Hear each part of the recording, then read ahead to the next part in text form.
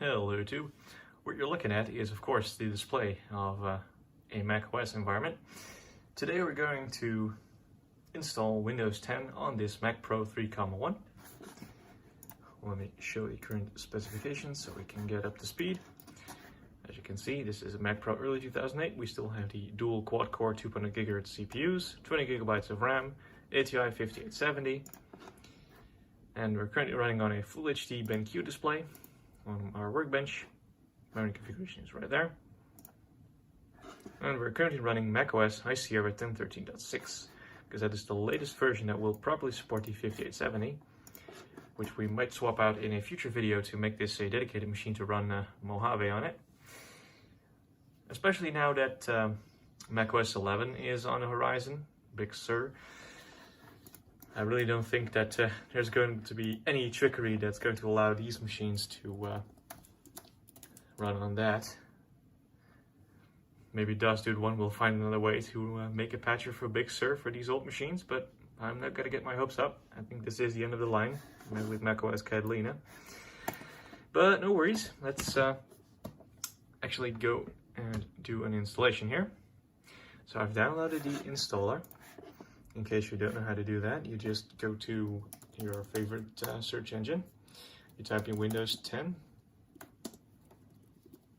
I always use the ISO there, and it'll be the top download here. If you run a Windows PC, you also get the option to use the media creation tool. If you're running Linux or OS 10, go right here. Just pick your version. Confirm it. Select the language that you want to use. For instance, pick English here. And now you can pick the version you want, 32-bit or 64-bit. For a Mac Pro 3.1, you want to go with 64-bit version.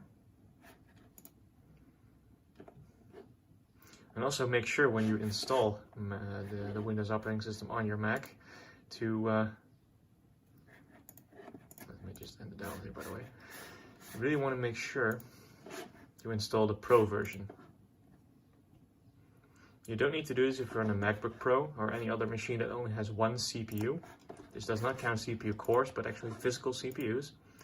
On a Mac Pro with dual CPU capabilities, you really want to run the Pro version, or else you will only run one CPU at a time. And of course, that's a waste. So once you've downloaded and burned it to a DVD, this will not work from a USB. Just go ahead and select it in your startup disk options and restart. And now we will find out if it's happy enough to boot from this version. So this is the very latest version of Windows 10. This is 2004, released just a month ago.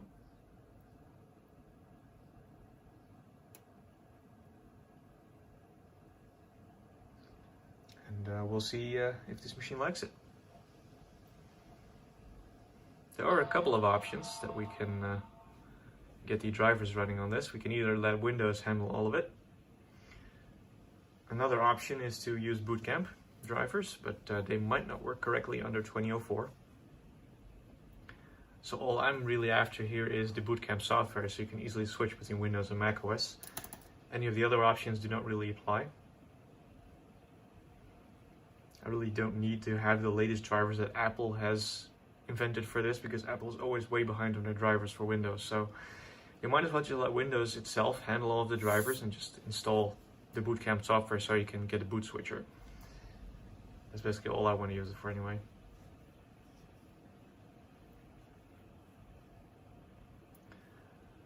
So now we're also going to find out if it even wants to boot from this new version, or whether we have to go back a few notches. Because booting from DVD on Windows is particularly slow, I'm just going to let it sit here for a little while. If it ends up not doing anything, I'll get back to you and report with the version that does work. Alright, it is already time for Plan B. 2004 did not want to boot, so I burned an older copy. This is 1809. It had been burned to a dual layer disk, so I hope I didn't waste an actual disk. The other ones I have are rewritable, but this one is only a recordable, so here goes nothing. Then we'll be able to upgrade it to 2004 later.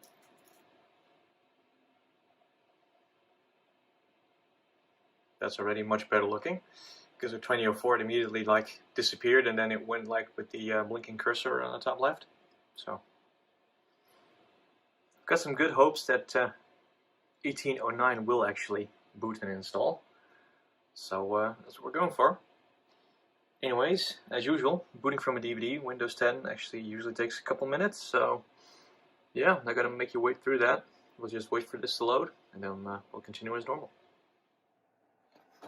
Windows is finally loaded. So let's pick currency format and install. This is just your typical Windows installation, it's really nothing special. We'll just go through it as quickly as we can.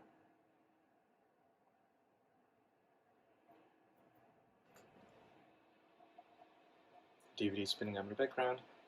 We'll skip the product key for now.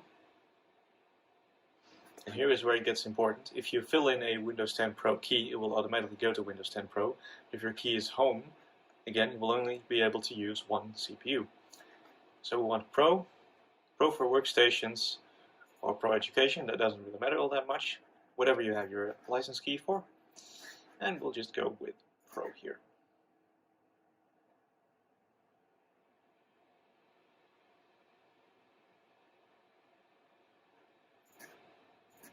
Alright.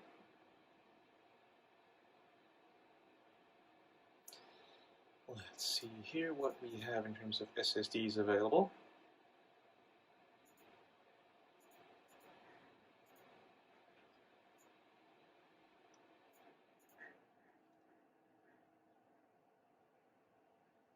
I was actually expecting to see my 60GB SSD, but it does not seem to be detected at the moment. We'll have a look in this port here.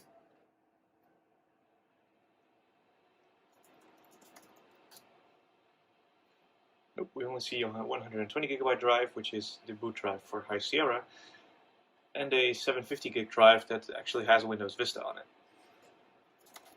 Yeah, don't ask. Okay. So the disk that I want to install to is not really here, I see, so I'll correct that and we'll go from there. All the other disks were taken out. As you can see now, we only have one disk, 120GB. In fact, let's clean it because I think it has some sort of Linux on it. So if you want to clean a disk, just open up disk part. Disk part. There you go. Type in a list, disk. So you can see which disks you have. Now we're going to select a disk, and the number. And then we're going to type clean. And in this case, we want to convert MBR. Because we're not going to be able to boot Windows in EFI mode, we have to format it as MBR. This also means that you cannot boot Windows on a Mac if it has a disk larger than 2 terabytes. At least you cannot make a volume that's bigger than 2 terabytes and install Windows on it and boot from it.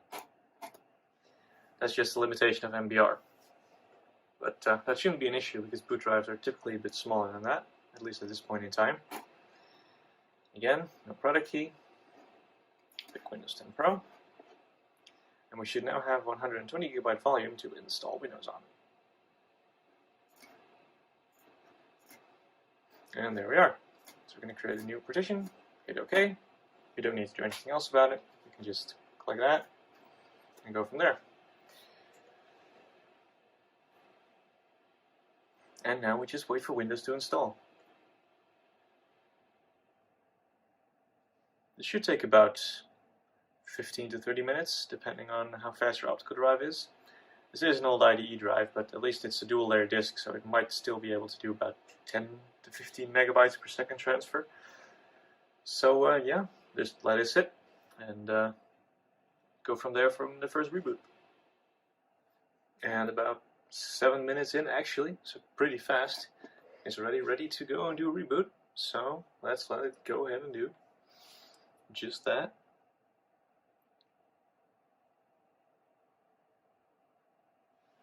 You can also see how fast it will boot on this SATA 2 bus. It's just a random 128 gig SSD that I had laying around, so it's probably not all that fast, but hey, it works, right?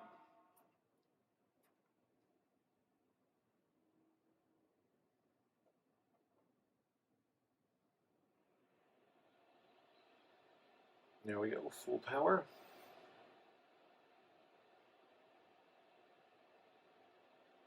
And if we don't touch anything, it should boot into the second half of the installer procedure.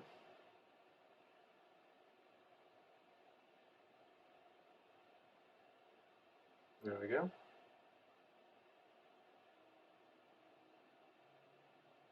Should be getting some dots actually.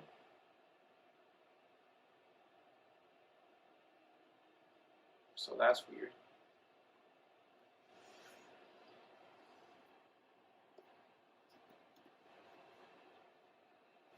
So it would appear that it actually shows the installer disk over the boot disk. Let's change that around. Going to hold down the Option key to get to the boot picker.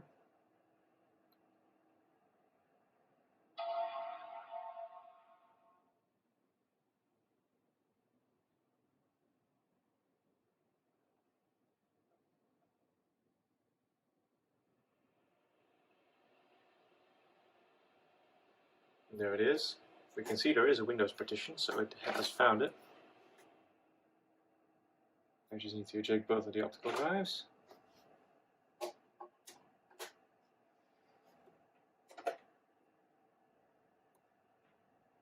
would appear that the top optical drive has some trouble ejecting at the moment.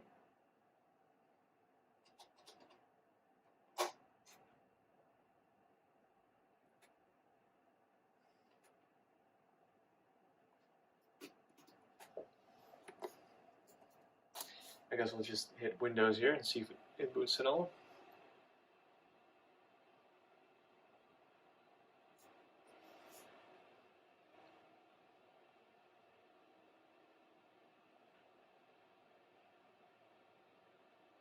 No signal detected.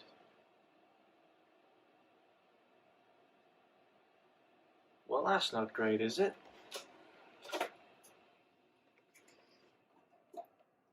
This machine is having some weird issues running Windows today.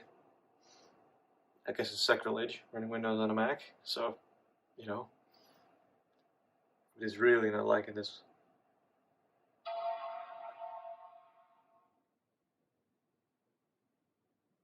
All I need is to get the top optical drive open to get the disk out. But even that is proving challenging.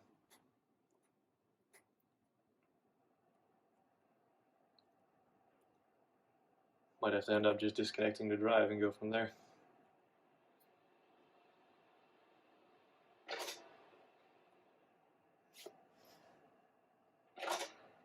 There we go. There's the bastard.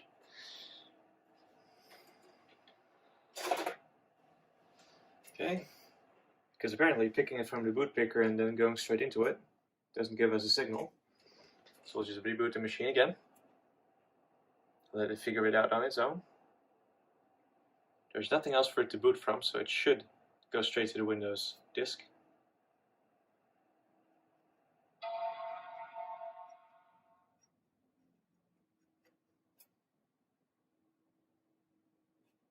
Alright, go straight to black.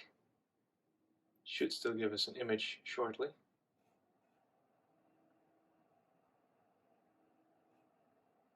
Well, it is displaying an image, let's be fair. It's just a heavily distorted one of that.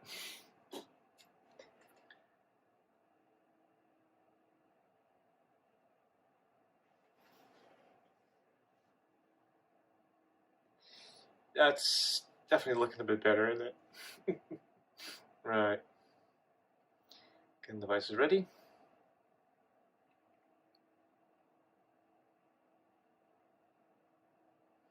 By the way, this version of Windows, version 1809, is going to be end of life very soon, or actually might already be.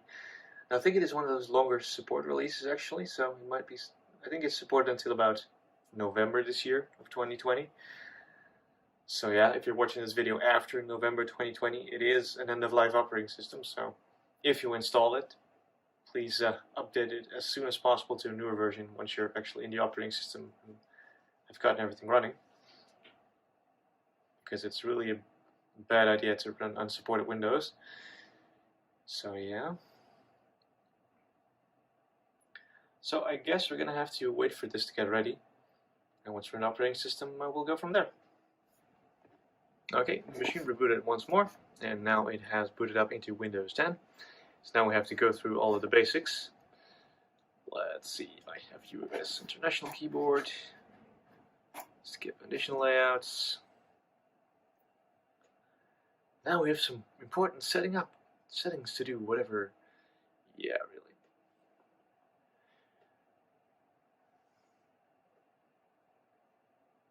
It's something I've always hated about Windows 10. You can't just install it, put in your username, and just go straight to the operating system. That's not how it works, apparently. It just makes you go through all of these weird-ass configuration screens. I just don't get it.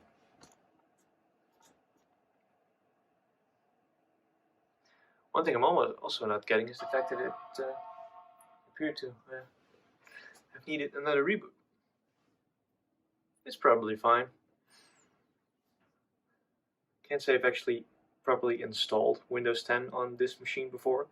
I mean, I've said it before, I have owned an actual Mac Pro 3.1 a couple of years ago, and I ran Windows 7 on that, and that was just a way easier thing to do.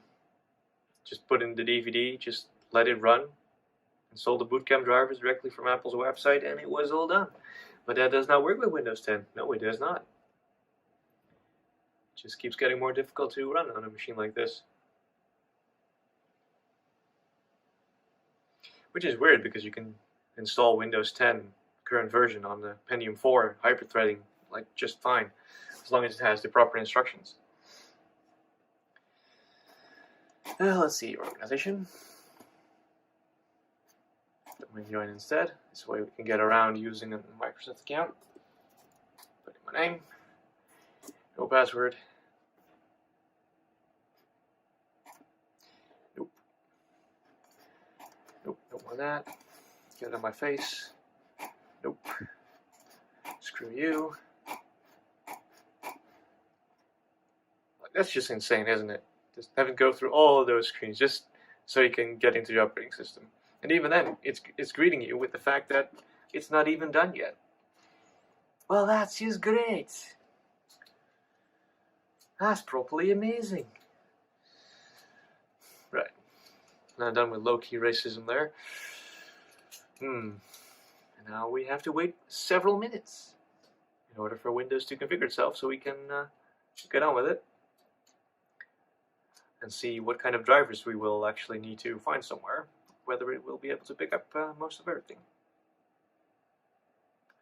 I do have my Snow Leopard DVD handy for the very basic early bootcamp software. This is bootcamp 2 or 3, I think 3, which is the bare minimum you really need, and will actually install without modification. So we'll see if that's enough for us to at least get the boot picker. In fact, for a fact, I know that it will, because the other SSD that I have actually has 1903 on it, and it was fine on that. So, in fact, so let me get it. That's the SSD that's actually right here. It's a 60 gigabyte Corsair, I think. Corsair Force LS. Low-end name brand SSD. I think it has video driver. Oh, yes it is. Good. Alright. So here we are in Windows 10. 1809. Let's open up Device Manager here. As we can see, there are no exclamation marks at all.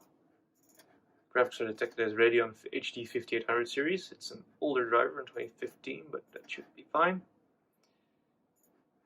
Our network adapters, we have two Intel Pro 1000 NICs. They have built-in drivers. We have a Broadcom wireless driver that's also built in. All of our CPU cores are detected. That's also something to check. If you go to System, it should say 2 processors right here. And it does. says Intel Xeon CPU E5462 and has 2 processors. That is a very good indication that both of your physical CPUs have been detected properly. And if we change the graph to the logical processor, we can see we have 8 cores here. So all of them are detected. 20 gigs of RAM are detected. We have 2 gigabytes in use. So all of that is hunky-dory. And we have a perfectly working Windows desktop now. So again, let's install the bootcamp software. For this run, I'm going to be using the OS X Snow Leopard DVD. And of course, the keyboard shortcut is not working, so in order to eject the super drives, we have to go here, right-click, and say eject. Alright. Put in the disk. Wait for it to load up. For those of you unfamiliar with Mac OS X DVDs on a Windows computer, there is a small partition basically on the CD that has all of the Windows software, so that's the only part that you will actually see in Windows. You will not be able to see any of the Mac stuff. You'll only see the bootcamp partition of the disk. It also contains the DVD sharing software, which you can use on a Mac that does not have an optical drive. You put in a disk on a machine like this, you share it, and you'll be able to use that disk on another Mac. Alright, so it does not detect your operating system properly.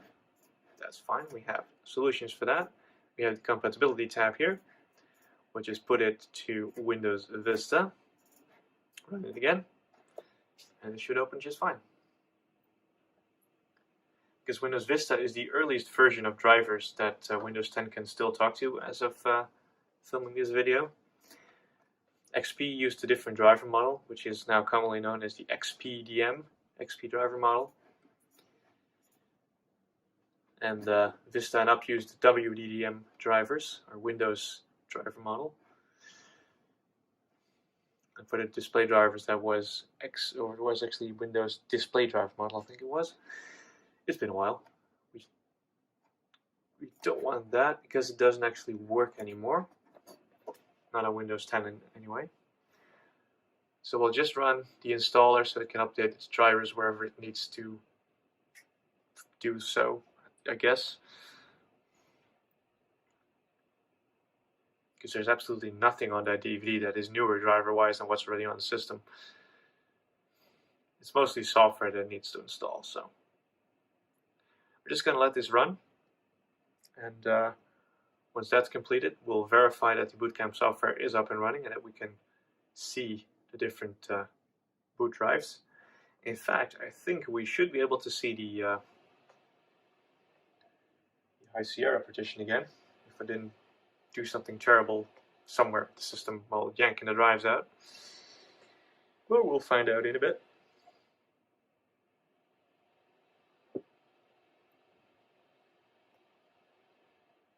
So yeah, I guess we'll just let this run for a bit, and we'll come back after it's done. And bootcamp software is done. Alright. Wants us to reboot. So it did install a couple things. First of all, it enabled Bluetooth, which was not working before. It enabled the internal speaker, which was not working before. And it installed the bootcamp software. So let's see if we can dig it up somewhere.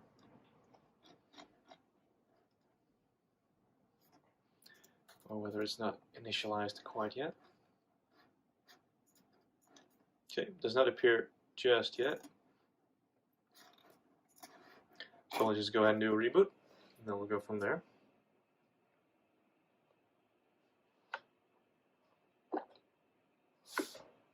And once we're through that, I guess we'll go for the big one. Upgrade it to 2004. And see if it still works, if it still boots, and all that jazz. Because this is a good workaround to just install 1809 and then run the updater again from within Windows to get a newer version running. And that's just fine. It just takes another half an hour depending on your download speed. It's usually about 5 to 10 minutes download if you have a 100 megabit connection. And then you gotta wait about half an hour for it to do its magic, and then reboot, wait another while and it should be fine. So yeah, it is a bit concerning that it's doing this. It's only doing this on the DisplayPort, I think. But that's fine, as long as it works. Boot up is pretty quick for a system this old. Does not even have SATA 3 and a weird Chinese Xeno SSD. But yeah. So the bootcamp software is in fact now available. So we can put it in the notification center there. And here it is. We can see the macOS 10 install DVD. Of course, we cannot see the disk we're booted from. So the boot picker is also working from in here. Okay, so I guess I'm going to put it to the test now. Get the latest version of Windows and do an in-place upgrade here. Again, like before. Just type in Windows 10 ISO. Except this time we're not going to download the full ISO, we're going to run update now. It will download the upgrade assistant. We'll just run it. There we go. Click yes there. And now we're going to see if this system can be upgraded. Alright, this PC is compatible. We'll go from there. And now it is, whoops, sorry about that. It is going to download the latest version of Windows 10, 2004, at the time of filming. And once it's done preparing, it'll ask us to go and do a reboot. Then it's going to upgrade our existing installation to the newer version. We're just going to let this sit as before, and we'll go from there. I'm really interested to see if this is actually going to work. I have no idea, so should be interesting. Okay, once the process is done, it will now ask us to reboot the Mac, so let's go and do that. We're about to be signed out, that's fine. And now we just have to sit and wait.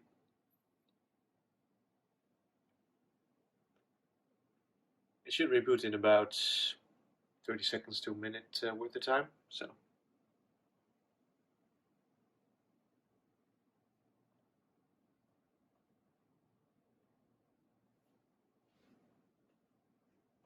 There it goes.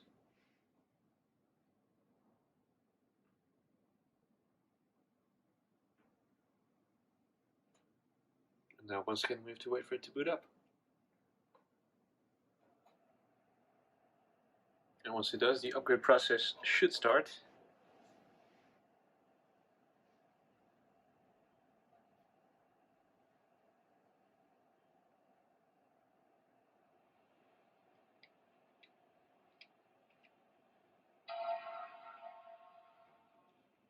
Which takes a while to post.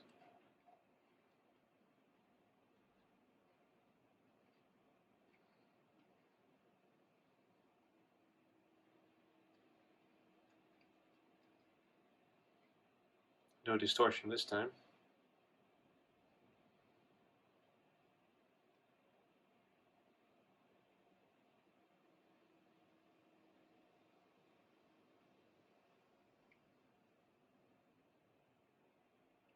Wait for it to boot up again. There it goes. And now it's going to sit at this screen for a little while. It should perform the upgrade. If it comes back with some kind of error in the middle of the upgrade, you'll have to do some troubleshooting steps in order to work around that, because there might be something that has ended up being incompatible with your system or with Windows 10 2004. That's not part of the scope of this video. We're just doing a clean install and upgrade to get the latest version running on this to see if it's even possible. Because some people tend to believe that 1809 is the end of the road for the majority of the older Intel Macs. So I guess this video will prove or disprove that statement. For the time being, let's just let it do its thing. And once we're finished, or once we run into a problem, I'll get the camera back out and we'll see what happens. It is about 30 minutes later now, and the installation has succeeded. As you can see, it tells us that they're being thankful for upgrading to the latest version of Windows 10. If you go to the Run dialog here and type in WinVer, we can confirm our current OS version, which is indeed version 2004. So we're now running the very latest version of Windows 10 on this old Mac Pro.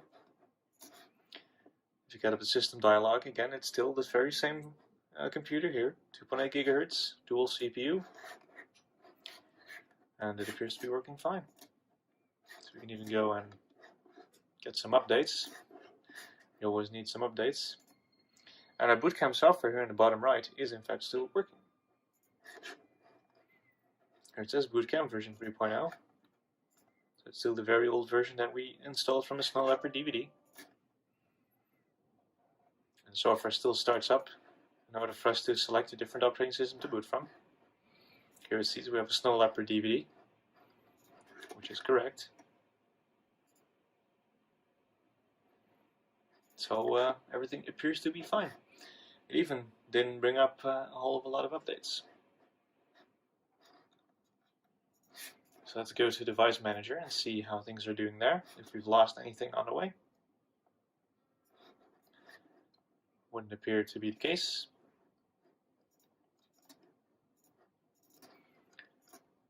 We still have the same video driver. We still have the same network drivers for everything. And everything still appears to be working. We can even browse the Wi-Fi networks here. So even Wi-Fi is working. That's good. And of course our Bluetooth is working.